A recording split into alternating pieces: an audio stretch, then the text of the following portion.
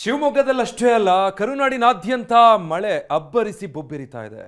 ಕೊಡಗು ಹಾಸನದಲ್ಲಿ ಭೂಕುಸಿತ ಸಂಭವಿಸಿದೆ. ದಕ್ಷಿಣ ಹಾಗೂ ಉತ್ತರ ಕರ್ನಾಟಕ ಭಾಗದ ನದಿ ಮೂಲಗಳ ಒಡಲು ಭರ್ತಿಯಾಗಿದೆ. ಇದರ ಜೊತೆಗೆ ಅಲ್ಲಲ್ಲಿ ಜಿಟಿ ಜಿಟಿ ಮಳೆ ಆಗ್ತಾ ಇದ್ದು ರೈತರು ನಿಟ್ಟುಸಿರು ಬಿಡುವಂತಾಗಿದೆ.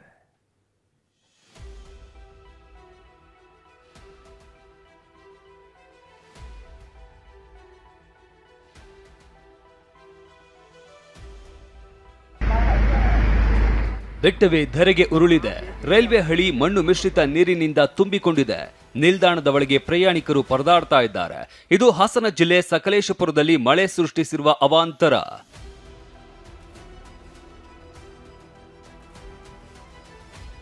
ಎಡಕುಮಾರಿ ಶಿರವಾಗಿಲು ಮಾರ್ಗದ ರೈಲ್ವೆ ಹಳಿ ಮೇಲೆಯೇ ಗುಡ್ಡ ಕುಸಿತ ಸಂಭವಿಸಿದ್ದು ಮೇಲಿನಿಂದ ನೀರು ಧುಮ್ಮಿಕ್ಕುತ್ತಿದೆ. ರೈಲ್ವೆ ಹಳಿ ಮೇಲೆ ನಿಂತಿರುವ ಕೆಸರನ್ನ ಕಾರ್ಮಿಕರು ಹಿಟಾಚಿ ಮೂಲಕ ತೆರವುಗೊಳಿಸ್ತಾ ಇದ್ದಾರೆ. ಸದ್ಯ ರೈಲುಗಳ ಓಡಾಟ ಬಂದ್ ಮಾಡಲಾಗಿದೆ.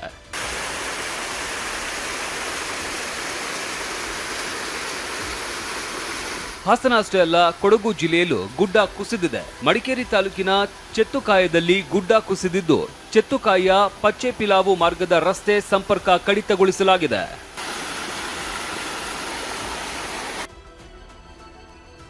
ಮಡಿಕೇರಿ ತಾಲೂಕಿನ ಮೂರ್ನಾಡು ನಾಪೋಕ್ಲು ರಸ್ತೆ ಸಂಪೂರ್ಣ ಜಲಾವೃತಗೊಂಡಿದೆ.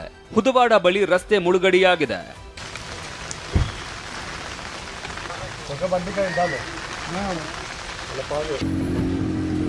ಇದು ಕೊಡಗು ಜಿಲ್ಲೆ ಭಾಗಮಂಡಲದಲ್ಲಿನ ತ್ರಿವೇಣಿ ಸಂಗಮ. ಕಳೆದ 24 ಗಂಟೆಯಲ್ಲಿ 400 ಮಿಲಿಮೀಟರ್ನಷ್ಟು ಮಳೆ ಸುರಿದಿದ್ದು ಭಗಂಡೇಶ್ವರ ದರ್ಶನಕ್ಕೆ ಪ್ರವಾಹ ಅಡ್ಡಿ ಉಂಟಾಗಿದೆ. ಭಾರಿ ಪ್ರಮಾಣದಲ್ಲಿ ಮಳೆ ಆಗ್ತಾ ಇರೋದ್ರಿಂದ ಜಿಲ್ಲೆಯ ನದಿ ತೊರೆಗಳು ಉಕ್ಕಿ ಹರಿತಾ ಇದೆ. ಹಾಗಾಗಿ ಈ ಕಾವೇರಿ ನದಿ ಉಕ್ಕಿ ಹರಿದಿರೋದ್ರಿಂದ ಈ ಮಡಿಕೇರಿ ತಾಲೂಕಿನ ಭಾಗಮಂಡಲ ಗ್ರಾಮ ಸಂಪೂರ್ಣ ಜಲಾವೃತ ಆಗಿದೆ. ಇಲ್ಲಿಯ ಪ್ರಸಿದ್ಧ ಭಗಂಡೇಶ್ವರ ದೇವಾಲಯದ ಮೆಟ್ಟಿಲವರೆಗೂ ಕೂಡ ಈ ಕಾವೇರಿ ಬಂದಿರುವುದನ್ನು ನಾವು ನೋಡ್ಬೋದು. ಮರ ಧರೆಗೆ ಉರುಳ್ತಾ ಇರುವ ಈ ಭಯಾನಕ ದೃಶ್ಯ ಮಂಗಳೂರಿನದ್ದು. ತಡರಾತ್ರಿ ಬಿರುಗಾಳಿಗೆ ಬೃಹತ್ ಮರ ಧರೆಗೆ ಉರುಳಿದ್ದು ಬೈಕ್ ಸವಾರ ಕೂದಲೆಳೆ ಅಂತರದಲ್ಲಿ ಬಚಾವಾಗಿದ್ದಾನೆ.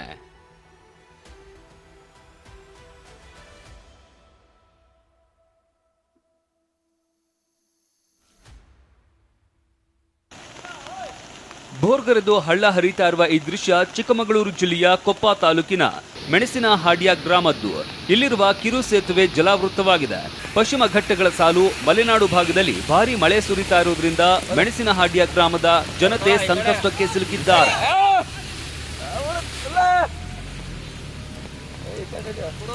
ಚಿಕ್ಕಮಗಳೂರಿನಲ್ಲೂ ಮಳೆ ಅಬ್ಬರಿಸಿ ಬೊಬ್ಬೆರೆದಿದೆ. ಶೃಂಗೇರಿ ತಾಲೂಕಿನ ಹುಲುಗಾರು ಬೈಲ್ ಬಳಿ ಬಿರುಗಾಳಿ ಮಳೆಗೆ ಬೃಹತ್ ಮರ ಧರೆಗೆ ಉರುಳಿದ್ದು ಸಿರಿಮನೆ ಫಾಲ್ಸ್ಗೆ ಹೋಗುವ ರಸ್ತೆ ಬಂದಾಗಿತ್ತು.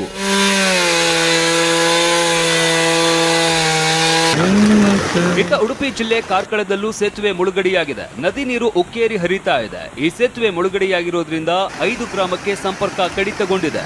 ನದಿ ತೀರದ ಜನರಿಗೆ ಎಚ್ಚರಿಕೆಯಿಂದ ಇರೋದಕ್ಕೆ ಜಿಲ್ಲಾಡಳಿತ ಸೂಚನೆ ನೀಡಿದೆ.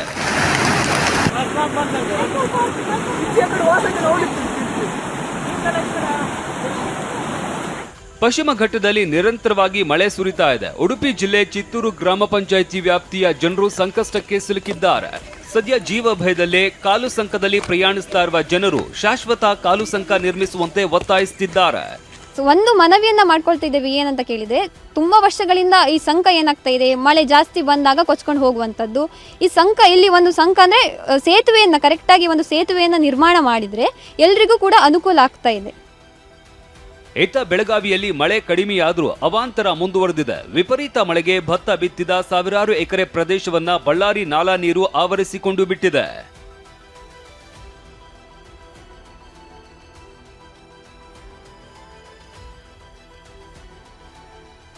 ಇದು ಬೀದರ್ನಲ್ಲಿ ಇರುವ ಪಶು ಆಸ್ಪತ್ರೆಯ ದುಸ್ಥಿತಿ. ಭಾರೀ ಮಳೆಗೆ ಇಡೀ ಕಟ್ಟಡವೇ ಕುಸಿಯುವ ಆತಂಕದಲ್ಲಿದೆ. ಔರಾದ್ ತಾಲೂಕಿನ ವಡಗಾವ ಪಶು ಆಸ್ಪತ್ರೆಯ ಕಟ್ಟಡ ಶಿಥಿಲಗೊಂಡಿದ್ದು ಸಂಪೂರ್ಣ ಸೋರಿಕೆಯಾಗ್ತಿದೆ. ಕೇರಳ ಮಳೆ ಎಫೆಕ್ಟ್ ತುಂಬಿದ ಕಬಿನಿ ಡ್ಯಾಮ್. ಕೇರಳದಲ್ಲಿನ ಮಳೆಯಿಂದಾಗಿ ಮೈಸೂರಿನಲ್ಲಿ ಇರುವ ಕಬಿನಿ ಜಲಾಶಯ ತುಂಬಿದೆ. 25,000 ಕ್ಯೂಸೆಕ್ನಿಂದ 30,000 ಕ್ಯೂಸೆಕ್ಕಿಗೆ ಒಳಹರಿವು ಹೆಚ್ಚಳವಾಗಿದ್ದು ಸೇತುವೆ ಮುಳುಗಡೆಯಾಗಿದೆ. ಕೆಆರ್ಎಸ್ ಜಲಾಶಯದಲ್ಲಿ ಹೆಚ್ಚಿದ ನೀರಿನ ಮಟ್ಟ.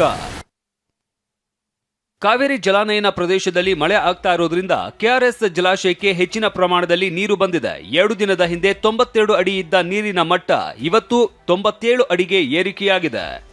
Bureau report, TV9.